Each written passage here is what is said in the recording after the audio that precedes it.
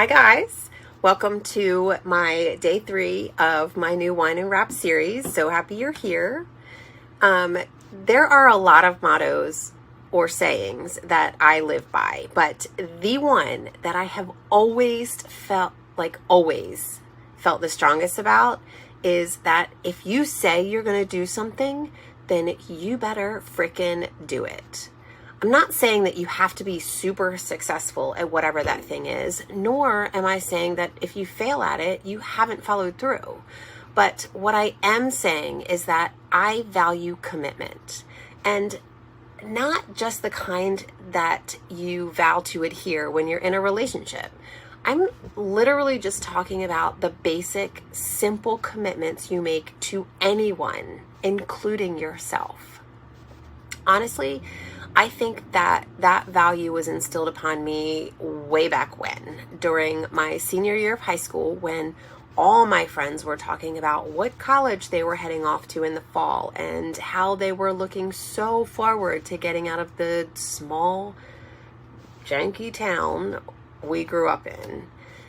Meanwhile, my parents couldn't afford to send me to the local YMCA for a day, let alone could they afford to send me to college. And they still had 3 more young kids at home to worry about, plus, as it turned out, 2 more kids after that. So basically, if I wanted to go to college, I had to figure out how to do it on my own.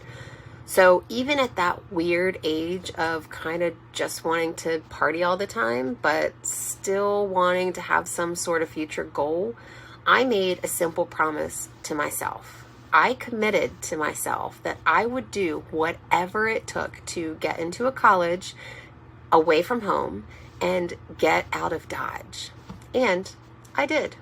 I also instilled that commitment value in my daughter, and she has proven a very trustworthy friend to me and to so many others. For example, she told me on the first day of college that she would call me on the way to class every day, and she has every day. Every class, like all the time. But here's the thing. I think that we can all admit that it's super easy to make big, shiny promises, especially when we're inspired. Like, I'm going to run that 5K, or maybe that full marathon. So much training with that one. So much commitment, by the way.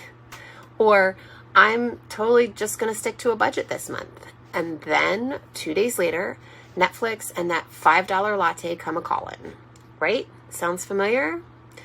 Am I the only one who feels like they give other people a much bigger break when it comes to following through versus the massive hard beatdown I give myself when I don't follow through? Admittedly, one of the personal stories of mine is that I'm a people pleaser, which, by the way, is just a story. You can tell yourself a different one. I'm trying to. Anyway, being a people pleaser has meant that I basically make excuses for the things other people do just to please them, no matter how it affects me or my life. But the older I get, the more I realize how important it is to call those people out and stop allowing them to make your decisions because something better came along for them and their commitment became less important to them. It kind of feels like manipulation. And honestly, I just don't have the patience or the time for that in my life anymore. The big kicker is, if I'm not going to take it from anybody else, then why am I taking it from myself? I mean, if I'm not going to take it from them, I'm not going to take it from myself either. But the amazing thing about that is that there's kind of a thrill to making big promises to yourself. Like, you feel inspired and pumped up. You're basically ready to climb a mountain. But when the commitment honeymoon phase wears off, suddenly that mountain looks a lot taller. And you're standing there thinking, what in God's green earth did I sign up for? So it's all good in the beginning, but the real test, that comes a few days or weeks or months or even years But eventually it comes when we're not so excited about it anymore, when it's cold outside and your knees hurt and you're regretting every life choice that led you here. But those are the exact moments when we get the chance to prove to ourselves that we can be consistent, even when it's not fun. Every single time we stick to something that we said we'd do, it's kind of like we're putting a deposit into our very own trust bank. Think of it as like an emotional piggy bank. Every little follow through, every single I did what I said I do is like another $100 bill added to that bank. And let's face it, we are not just building up our savings account here. We are building up our confidence, our self-respect, our inner strength. Every single follow through makes us trust ourselves, and those who love us trust us a little bit more. And trust me, the interest on that kind of bank account is priceless. But here's the flip side. Every time we break a promise to ourselves or to someone else, we are basically writing a check that bounces. Like we're saying, oops, I guess my word isn't really worth all that much after all. And that makes trusting yourself or having anyone else trust you very difficult. And if you keep breaking those commitments, it's kind of like the boy who cried wolf. And we all know how that story ended. I mean, if you had a friend who kept promising to meet you for coffee, but flaked every single time that time occurred, how much would you trust that friend?